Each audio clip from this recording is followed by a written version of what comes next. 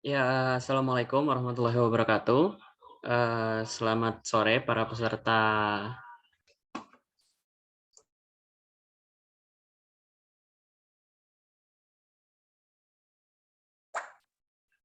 Maaf. Selamat sore para peserta talk show Be More Experience with MBKM atau BIMI 2022. Pertama, tujuan dari talk show ini ya untuk menambah pengetahuan dari teman-teman, khususnya anak-anak semester 4 ya dan semester 6 ataupun semester 5 yang ya menambah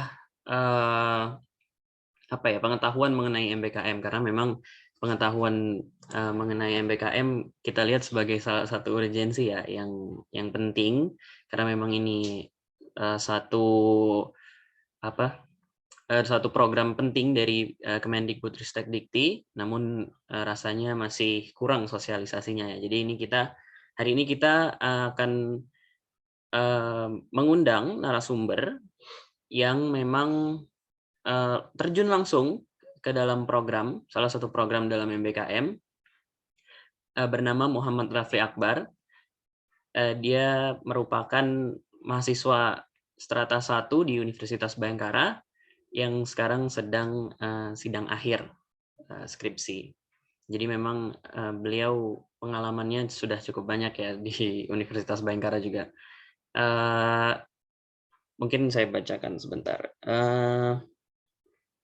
Pernah mengikuti MTQ nasional di Aceh untuk mewakili kampus Universitas Bhayangkara.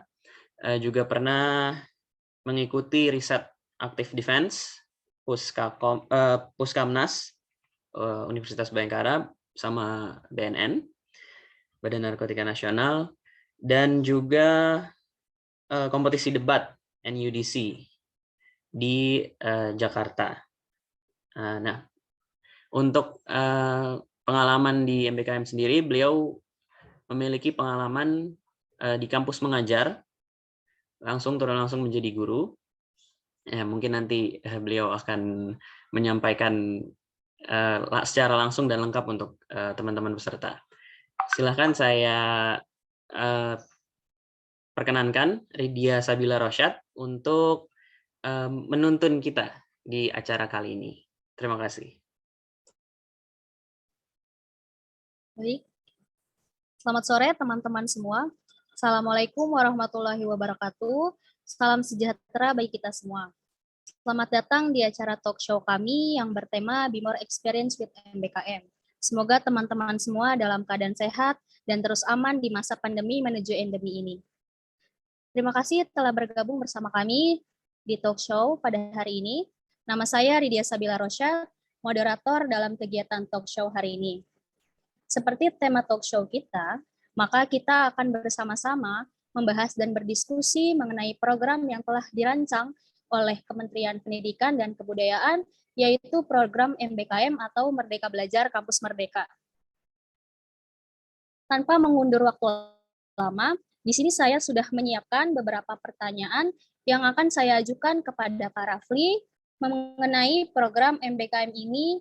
Langsung saja kita ke pertanyaan pertama. Apa sih program MBKM itu? Dan apa opini Kak Rafli mengenai MBKM ini? Sebelumnya, terima kasih atas kesempatannya yang diberikan oleh moderator, dan juga terima kasih untuk teman-teman sekalian atas kesempatannya untuk kita di sini posisinya sharing ya, sharing tentang MBKM lebih lanjut lagi. Sebelumnya langsung ke jawaban pertanyaannya aja ya. Opini tentang MBKM tadi betul ya? Ya, betul Pak. Oke. Seperti yang sudah saya pelajari ya, MBKM sebetulnya adalah garapan dari Kementerian Ristek Dikti, ya utamanya ya seperti kita tahu adalah programnya Pak Nadiem Makarim. Ini diilhami dari pernyataan yang diberikan oleh Ki Hajar Dewantara bahwa setiap insan ilmu di Indonesia utamanya dapat mendulang ilmu sebebas-bebasnya. Jadi bukan hanya ilmu pokoknya saja, tapi ilmu itu bisa didapat dari manapun. Itu akar utamanya program MBKM ini didirikan gitu, dari Bapak Pendidikan Indonesia. Opini saya sebetulnya program ini cukup baik atau bahkan bisa dikatakan sangat baik karena sebagai mahasiswa kita diharuskan untuk memiliki pemikiran, pola pikir yang membuat pelajaran yang akan kita dapat itu lifelong learning. Sebagai mahasiswa, utamanya, kita tidak boleh berhenti belajar. Kita harus terus belajar, harus terus mendulang ilmu dari manapun sumbernya. Nah, oleh karena itu, Kementerian Ristek Dikti lewat program yang dicanangkan oleh Mas Menteri Nadiem Makarim utamanya memberikan kita ruang itu. Dan ke depannya semoga opini ini program ini makin disempurnakan sehingga program ini bisa kembali ke cita-cita luhurnya yang diutarakan oleh Ki Hajar Dewantara. Untuk pertanyaan itu yang bisa saya jawab, moderator. Oke. Jadi menurut Kak Rafli ini MBKM ini udah program yang bagus ya untuk sekarang. Iya, betul. Oke, selanjutnya seperti yang kita ketahui nih kan program MBKM ini ada beberapa macam program ya. Ada program MSIB, ada program kampus mengajar, IISMA, terus proyek membangun desa. Nah, Kak Rafli ini mengikuti program MBKM yang mana ya? Terus kenapa sih awalnya bisa mengikuti program itu? Oke. Mau saya jawab ya. Dari sekian banyaknya program Kampus Merdeka yang saya ikuti, yang pertama yang sudah disebutkan oleh pembuka tadi, saya mengikuti program Kampus Mengajar, di mana saat itu saya ditempatkan di daerah-daerah yang dikatakan masih terbelakang. Padahal pada saat itu bukan daerah terbelakang ya, sekolahnya saja yang terbelakang. Daerahnya masih di daerah Kabupaten Bekasi.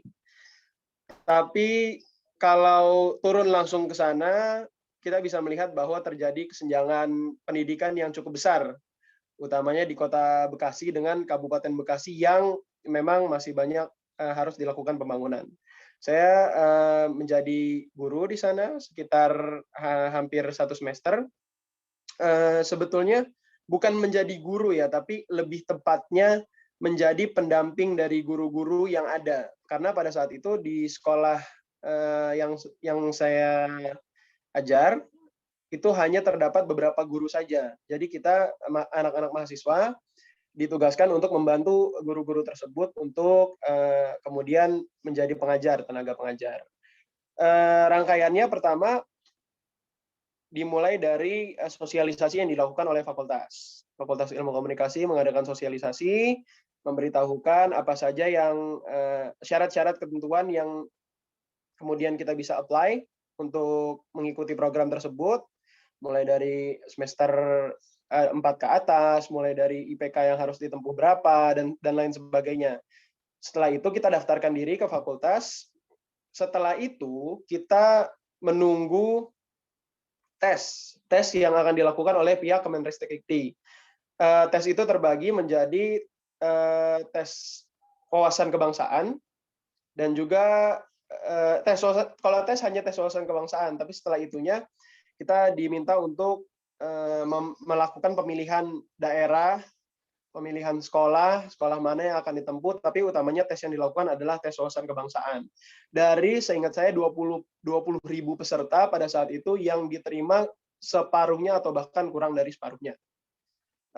Setelah mendapat hasil dari tes wawasan kebangsaan itu, kita bisa dinyatakan lulus atau tidak lulus, baru kemudian kita pilih-pilih lokasi sekolah dan kita mau ditempatkan di daerah yang mana. Itu utamanya sih rangkaiannya. Jadi proses seleksinya juga ketat ya, sampai berbagai macam tahapan dan persyaratan.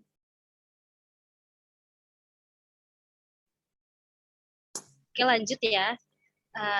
Kan udah mengalami pengalaman, berarti pengalamannya banyak nih ya, kampus mengajar, apalagi di daerah yang cukup dibilang jauh dari kota gitu. Nah, berarti kalau misalkan kita nih semua mungkin penasaran terkait pengalaman apa aja yang dialami sama Kak Rafli ini, terus apa sih, ada kendala apa aja selama mengikuti program tersebut, dan apa solusinya Kak Rafli? Oke, langsung saya jawab.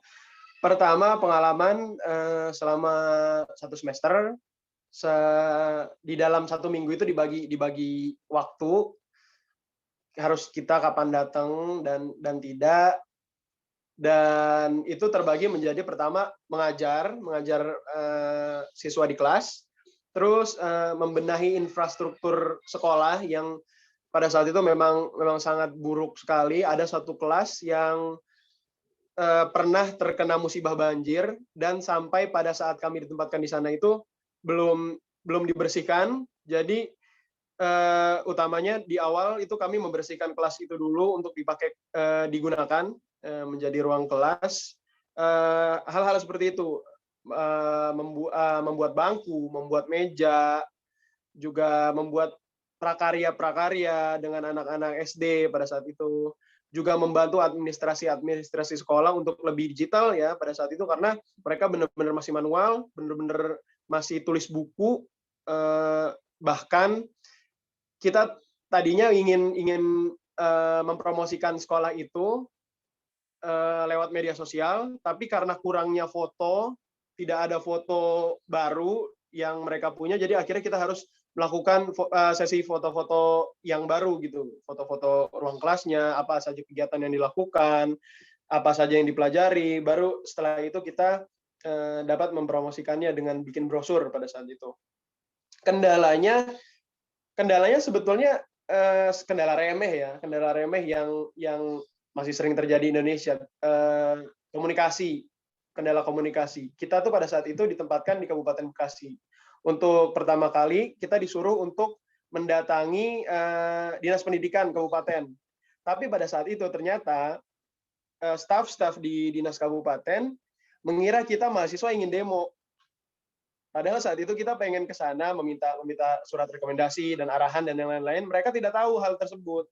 Jadi kemungkinan saya bisa menarik garis bahwa Kemristek-Dikti mungkin sudah memberitahu, tapi mereka tidak menggubris dengan serius. Gitu. Jadi kita di sana cukup terlantar, kita duduk di lantai aula, baru setelah beberapa jam kita diberikan tempat untuk duduk, begitupun juga dengan dosen pembimbing lapangannya, datang dengan kondisi yang mereka belum siap sama sekali, bahkan kepala dinas sama sekali nggak mau hadir, karena itu yang tadi saya bilang, dia takut apakah ini demo mahasiswa atau apa, tapi ternyata memang kita di sana minta surat rekomendasi, karena kan sebenarnya untuk ke sekolah yang kita tuju kita butuh surat rekomendasi dari dinas kabupaten setempat kan, tapi ternyata hal itu sampai akhir ditarik kembali kami mahasiswa di kampus itu juga belum terlaksana, belum dapat suratnya. Jadi kita hanya bermodal surat yang diberikan oleh Kemristek Dikti. Untungnya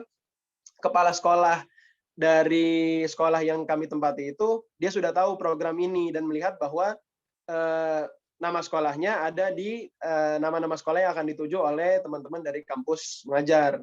Alhasil mereka juga welcome, terima kita dengan baik, tanpa harus ada surat rekomendasi dari dinas kabupaten pun mereka akhirnya menerima kita. Itu sih, itu kalau dari kendala pribadi ya. Tapi kalau dari kendala teman-teman, mahasiswa Bayangkara, mahasiswa Vkom yang lain masih banyak lagi. Ada yang sekolahnya benar-benar sudah rusak, sekolahnya ada yang gentengnya bocor di mana-mana. Jadi mereka harus mulai dari situ, bukan fokus ke substansi pengajarannya, tapi lebih ke bersih-bersih. Ada yang mengatakan bahwa waktu pertama kali mereka ke sana tidak ada siapa-siapa, tidak ada pemberitahuan ke mereka bahwa sekarang itu belajar dari rumah gitu ya, belajar dari rumah. Mereka tidak tahu sama sekali soal itu, padahal ditempuh dengan jarak yang cukup jauh. Kendalanya lagi-lagi komunikasi, lagi-lagi birokrasi yang terlalu ribet gitu. Itu aja kendalanya. Mungkin kedepannya, karena itu angkatan pertama juga ya, saya ikut di kampus mengajar angkatan pertama, jadi di angkatan-angkatan berikutnya mungkin terjadi penyempurnaan begitu. Itu kendalanya. Oke.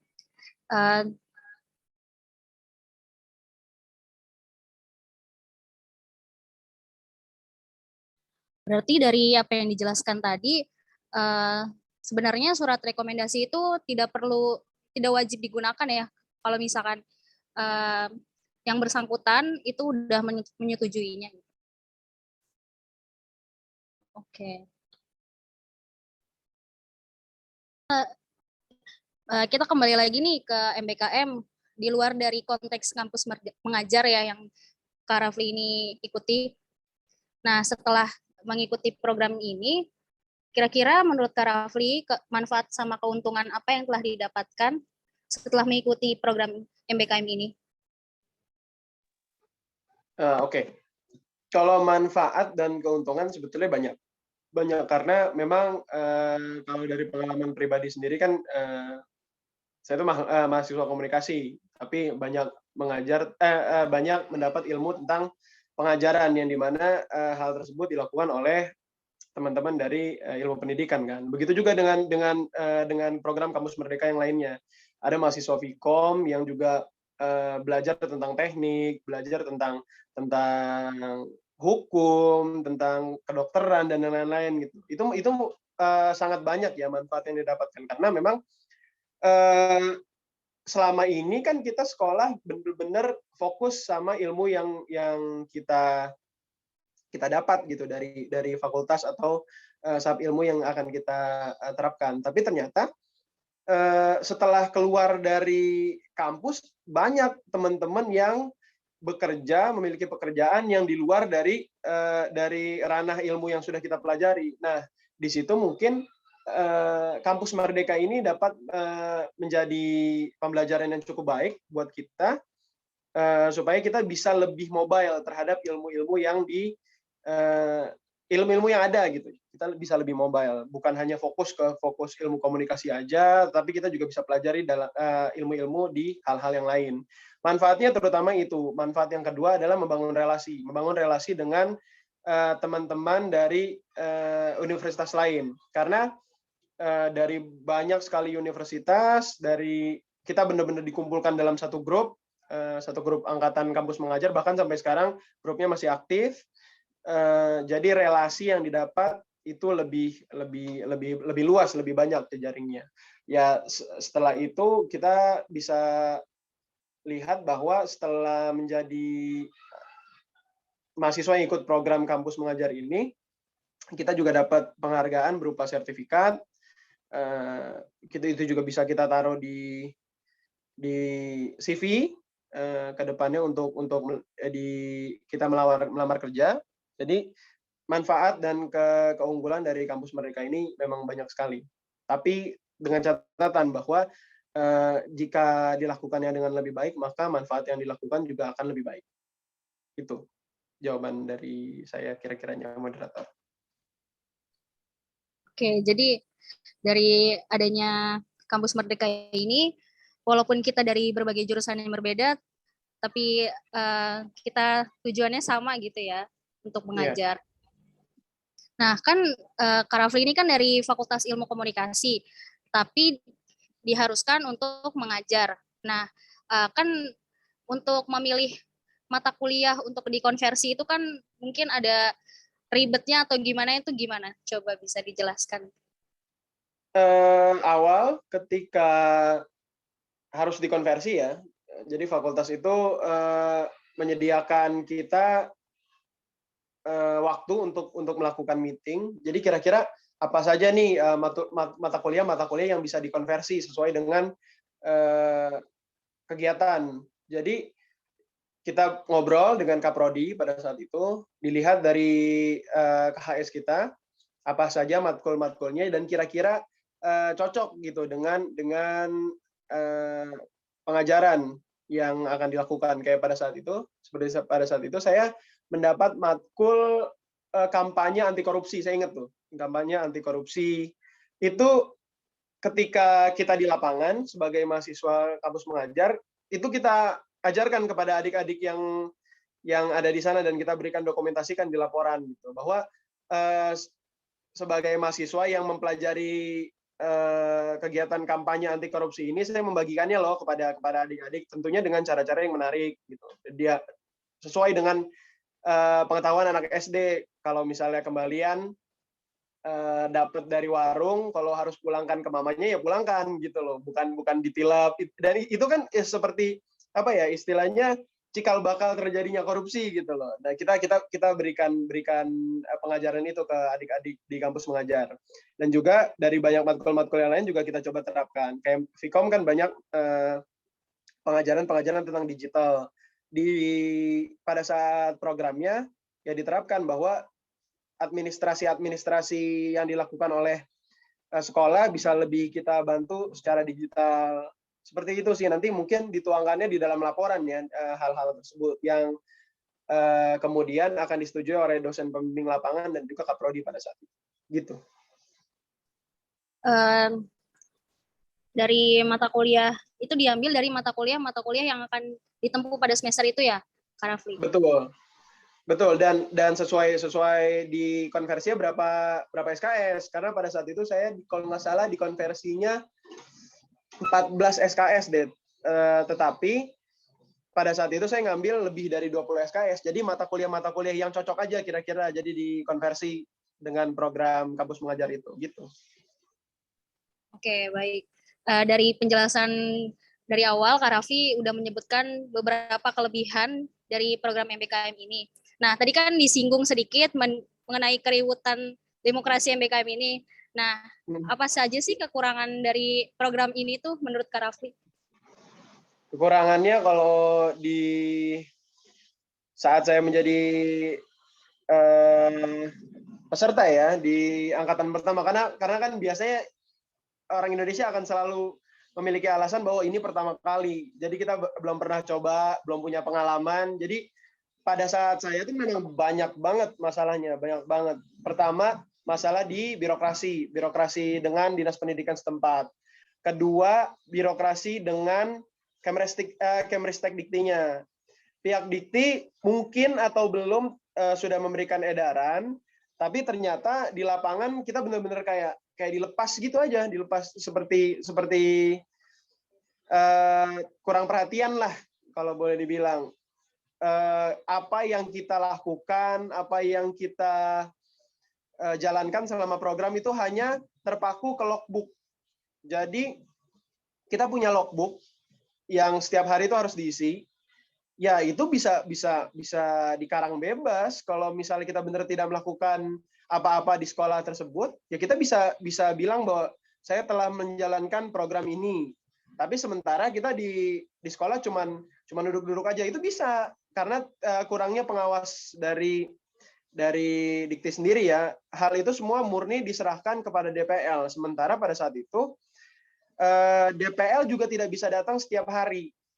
karena terjadi gap jarak yang cukup jauh banget dari rumahnya. Jadi hal-hal seperti itu yang menjadi kendala di kampus mengajar angkatan pertama. Saya nggak tahu sih kalau di angkatan kedua, ketiga, bahkan sampai sekarang yang keempat ya, saya nggak tahu hal-hal kekurangan tersebut sudah diminimalisir atau bahkan diselesaikan atau belum. Tapi ternyata pada program yang pertama itu permasalahan di situ, di birokrasi, di pengawasan, dan juga di hasil yang sebenarnya kita bisa karang-karang hasil itu. Nggak mesti kita ngelakuin ini, jadi outputnya ini nggak selalu kayak begitu. Itu kendalanya. Dan banyak sekolah yang akhirnya ya begitu-begitu aja. Dari awal sampai akhir masa tugas mahasiswa kampus mengajar, ya sama, tidak ada perubahan apa-apa. Mereka akan tetap terbelakang. Itu sih. Ya, berarti apakah bahwa karena tidak adanya pendamping ya yang mengawasi, berarti kita dalam melakukan kegiatan itu sekedar hanya melakukan kegiatan aja, tidak adanya, kan istilahnya kalau misalkan program ada di luar dari MBKM seperti magang kerja itu kan ada sidangnya. Nah, apakah berarti MBKM hanya logbook saja, tidak ada pengetesan atau apa terkait dengan kegiatan yang telah dilakukan gitu? Ada dosen pembimbing lapangannya ada, tapi kebanyakan dari dosen pembimbing lapangan tersebut mereka nggak setiap hari ikut bersama kita di kelas gitu ya, di kelas di sekolah nggak setiap hari. Adapun setelah itu kita diberikan waktu untuk membuat laporan, ya laporan tersebut sifatnya formalitas saja kalau menurut saya, karena kita bisa tulis apapun yang ada di laporan tersebut. Kita bilang bahwa kita telah melaksanakan pengecetan dan segala macam, bisa bilang begitu, sementara kita tidak melakukannya. Banyak kok, saya lihat dari beberapa kasus stagnan programnya di sekolah tersebut, tapi ternyata dibagus-bagusin di laporan aja gitu. Banyak karena kurangnya pengawasan dan komunikasi yang diberikan dari program tersebut ya ke mahasiswa. Yang menjadi gatekeeper kita dinilai ataupun berhasilnya program tersebut itu cuma dosen pembimbing lapangan, sementara dosen pembimbing lapangan pun sebetulnya tidak turun secara menyeluruh seperti mahasiswa-mahasiswa yang ada. Jadi seperti ya dinilai aja, wah tulisannya kurang rapi nih, gitu aja. Tapi kalau soal programnya nggak ada pengawasan lebih lanjut. Atau misalnya begini, kampus mengajar pertama di sekolah ini, kampus mengajar kedua melihat program yang di kampus mengajar pertama tuh apa? Enggak seperti itu. Banyak juga sekolah yang dinilai karena sudah di kampus pengajar pertama sudah turun mahasiswa, jadi kita ganti sekolah yang lain. Padahal di sekolah itu masih banyak banget masalahnya yang memang harus diselesaikan. Gitu. Tapi pada kenyataannya mereka ganti karena merasa bahwa udah selesai nih, udah pernah diturunin mahasiswa, berarti tandanya udah aman. Gitu. Padahal belum, masih banyak sekali masalahnya. Dan catatan bahwa sebetulnya utamanya di program kampus mengajar, bukan program lain. Kalau ISMA, program MBS dan yang lain-lain itu masih banyak istilahnya tolak ukurnya. Tapi kalau di kampus mengajar tolak ukurnya itu hanya dari mahasiswa turun ke sana, masalah selesai. Sementara mereka bukan butuh itu, bukan itu ya utamanya mereka butuh. Mereka memang butuh juga tenaga pengajar, tenaga pembantu, butuh. Tapi yang paling mereka butuhkan tuh dana dan bantuan sebetulnya. Sementara dari dinas juga nggak terlalu memperhatikan hal-hal tersebut ya. Kalau sudah sekolah yang benar-benar di pelosok dan nggak diketahui. Bahkan kalau sekolah yang saya masuki pada saat itu hampir mau tutup karena muridnya sedikit, tenaga pengajarnya sedikit, bayarannya pun sedikit, dan tidak ada bantuan dari siapapun. Bantuan murni bantuan buku-buku aja, sementara kan dari kacamata yang saya lihat bahwa bangunan yang mereka butuhkan bukan buku. Begitu sih. Oke, baik. Jadi dari segala permasalahan terkait MBKM ini, kita ngambil kelebihannya aja bahwa program MBKM ini kan program yang bagus ya sebenarnya. Bagus sekali. Ya, tetapi mungkin dari beberapa oknum aja yang membuat permasalahan-permasalahan ini terjadi gitu. betul, betul, Untuk betul. yang terakhir, coba Kak Rafli kasih nih beberapa tips atau hal-hal yang harus dilakukan sebelum kita untuk bisa lancar dalam mengikuti program MBKM ini. Oke. Sebelumnya tadi saya lupa mention bahwa setiap mahasiswa yang ditugaskan di sana itu mendapatkan uang ya, uang jalan lah, uang transport, uang untuk kebutuhan sehari-hari pada saat MBKM berlangsung gitu, kampus mengajar berlangsung, dan itu memang diberikannya secara bertahap pada 3 tahap pada saat itu. Jadi saya bisa beritahukan kepada teman-teman sekalian bahwa program ini dibayar, diberikan upah oleh pemerintah, tapi ya sekali lagi bahwa jangan menjadikan hal itu tolak ukur utama. Baru saya menjawab pertanyaan berikutnya. Apa yang harus kita miliki, apa yang harus kita punya untuk memulai program tersebut sampai kepada program ini berjalan dengan sempurna. Pertama, persiapan sudah pasti.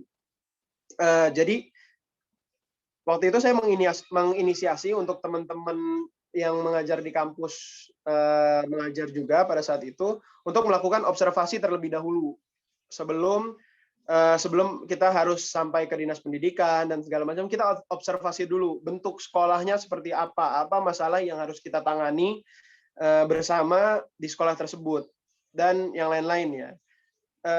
Ilmu yang kita punya sebagai mahasiswa ilmu komunikasi juga harus diterapkan.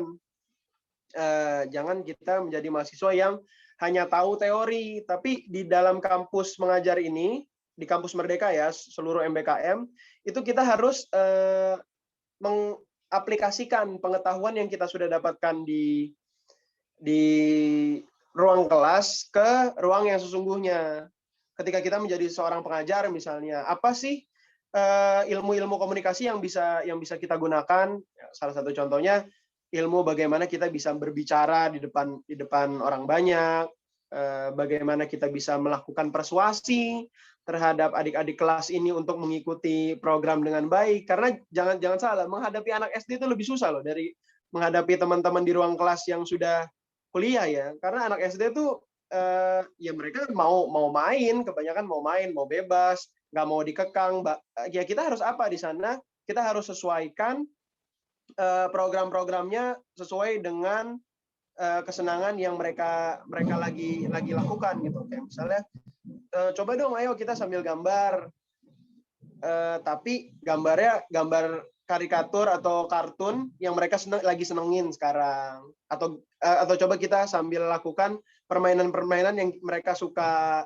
Kita coba mengajarnya dengan lebih virtually gitu loh. Kita tunjukkan bahwa ini film ini bagus loh untuk menuntun kalian untuk kemudian misalnya contoh lebih beriman, lebih berakhlak, lebih berbudi pekerti, lebih sopan. Itu utamanya gitu. Jadi kita harus memiliki bekal-bekal tersebut. Kalau di MBKM yang lain ya sesuai dengan programnya sih. Kayak kalau di ISMA mungkin lebih persiapkan lagi kemampuan berbahasa Inggrisnya, lebih persiapkan lagi perbekalan yang harus dilakukan selama perjalanan kuliah di luar negeri apa saja. Jadi banyak yang harus kita lakukan, penyesuaian tersebut diiringi dengan kita melihat bahwa fenomena yang ada harus kita lakukannya dengan cara begini misalnya. Itu aja sih. Jadi saya lihat bahwa persiapan diri di awal sebelum melakukan program itu sangat penting, dan kemudian pada saat program berjalan ya kita harus banyak menyesuaikan diri karena ya seperti yang tadi saya bilang banyak yang nggak ketebak, banyak hal-hal yang kita mikir bahwa di awal wah akan kayak gini, ternyata begitu kita selemi, lebih kita dalamin lagi, oh ternyata begini dalam menghadapinya begitu. Oke, itu baik. aja sih. Terima kasih Kak Rafli atas penjelasannya. Kita mulai ke sesi pertanyaan. Bagi teman-teman semua yang ingin bertanya bisa langsung chat di chat box ya.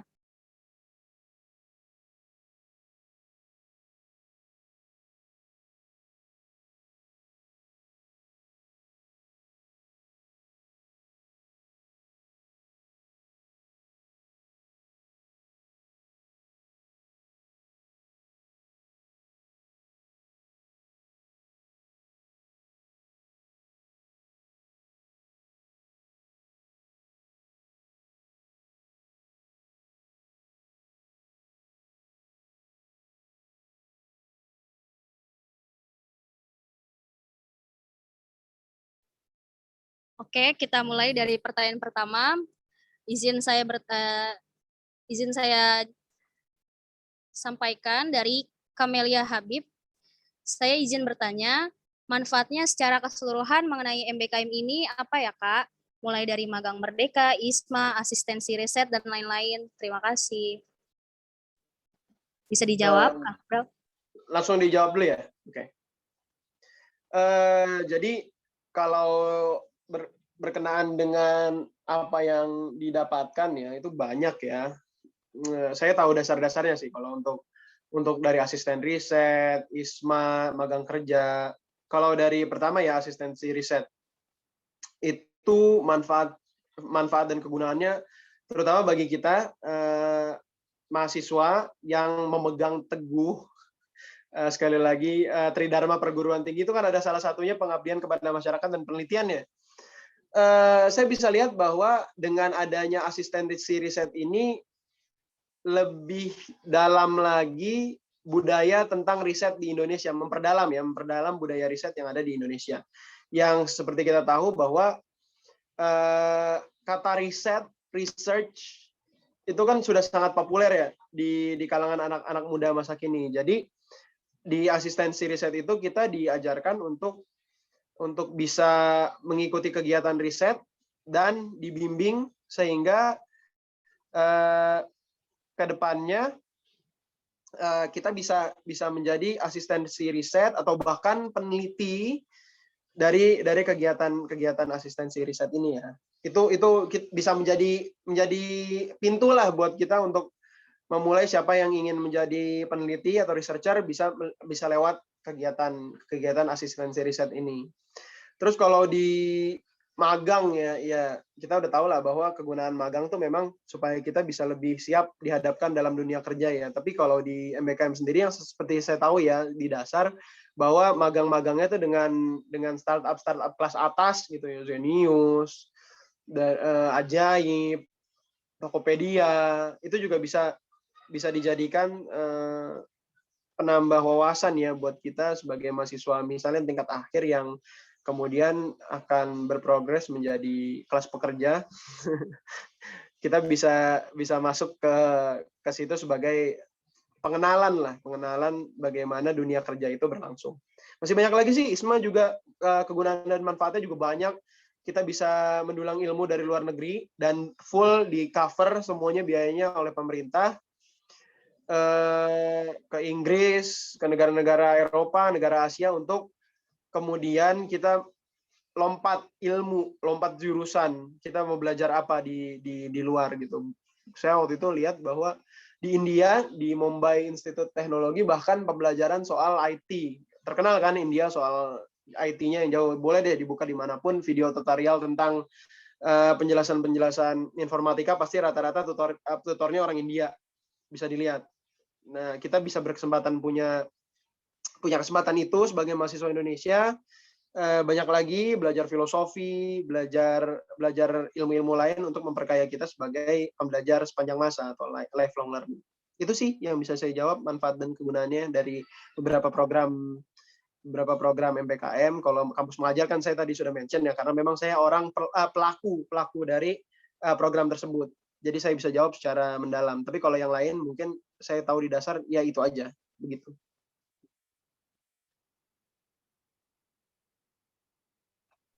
Oke, baik. Terima kasih Kak Rafli atas penjelasannya. Saya rasa sudah cukup jelas ya Kak Kamelia atas penjelasan dari Kak Rafli.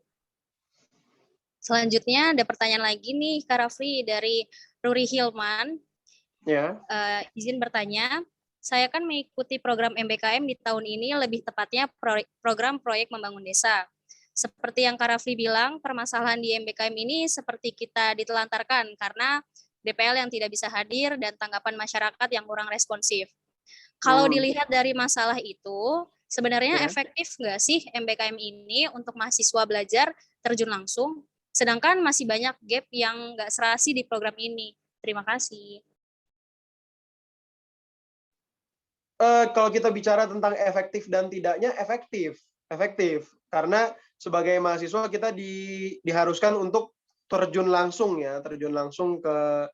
kayak tadi MBK pembangunan desa ya, membangun desa itu ya kita harus benar-benar masuk ke desa, kita tahu permasalahannya apa yang akan kita kerjakan di sana itu efektif. Tapi kembali lagi, tingkat efektivitas itu dipengaruhi dari persiapan yang matang. Dari DPL yang tidak bisa hadir misalnya. Apa sih solusi yang kira-kira bisa kita terapkan gitu loh. Ketika DPL tidak hadir, ternyata kita butuh dia. Coba lebih dikomunikasikan lagi kepada DPL-nya, lebih aktif. Kalau misalnya masyarakat di sana kurang responsif terhadap kedatangan kita, coba dilakukan pendekatan yang lebih baik lagi. Memang sebetulnya program ini dijalankan oleh Kemristek Dikti ya, tapi sebagai mahasiswa kita juga harus punya inisiatif, punya kemandirian yang di luar hal-hal birokratis. Kalau hal-hal birokratis itu sifatnya udah pasti ya, ajak gitu loh. Kalau misalnya kita butuh surat pengantar ya butuh, memang betul. Kita butuh surat jalan ya butuh betul. Tapi kalau sifatnya humaniora, sifatnya bertemu dengan orang, menanggulangi permasalahan dengan orang, ya coba kita sebagai mahasiswa yang sudah diajarkan berlogika, berpikir, kita lebih mendalam lagi bisa menyelesaikan hal-hal tersebut gitu. Utamanya kita mahasiswa komunikasi ya, yang tanpa komunikasi masalah tidak akan selesai gitu. Kita tahu itu semua. Jadi komunikasinya harus lebih ditekankan, sikap harus lebih baik, dan banyak inisiatif yang harus dilakukan di lapangan jika ada kejadian yang tidak diduga-duga. Kalau bicara soal efektif.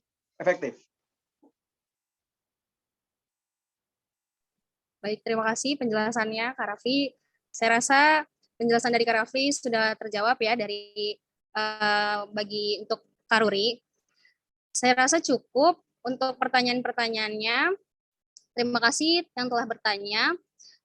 Dan jika nanti ada yang ingin bertanya lagi, bisa langsung chat di grup aja. Nanti kita langsung ngasih tahu ya ke kontaknya Kak Rafli ya. Bisa langsung ditanya langsung Kak Rafli. Oke, dari saya cukup. Saya pamit undur diri. Selebihnya saya kembalikan kepada Kak Ilham. Terima kasih semuanya. Ya, kurang lebihnya mau memberikan notulensi ya singkat atas penjelasan dari Kak Rafli. MBKM ini memang masih berprogres ya, masih berprogres secara keseluruhan. Dalam artian ya mungkin masih banyak ya birokrasi, entah itu permasalahan di dalam kampus, internal, ataupun sampai ke jenjang Kemendikbud Ristek Diktinya. Namun memang ya ini perlu pembenahan karena ini baru awal-awal, walaupun jadi yang disampaikan Kak Rafli juga beliau mengatakan bahwa ini sangat bermanfaat ya, sangat bermanfaat dari beberapa sektor, terutama kan kita mau menyambut 5.0, jadi kita harus jadi mahasiswa yang ya milenial lah, ngikutin zaman gitu. Jadi memang tadi Kak Rafli juga menekankan beberapa manfaatnya ya yang didapat ya, mulai dari kita bisa magang di startup yang kelas kakap, sampai juga dapat gaji, Kak Rafli juga dapat gaji dari Kampus Mengajar, terus juga dari asistensi riset kita bisa jadi akademisi yang ya researcher muda yang baik lah gitu. Mungkin sekian ya teman-teman. Jika ada pertanyaan lagi nanti kami akan upload di channel YouTube kami sama Be More Experience, nanti tinggal dicari aja. Kita akan upload video ini dan juga bisa teman-teman komen di bawah jika ada pertanyaan lebih lanjut. Sekian saya rasa, saya pamit undur diri. Terima kasih banyak teman-teman semua. Wabillahi taufiq wal hidayah. Wassalamualaikum warahmatullahi wabarakatuh.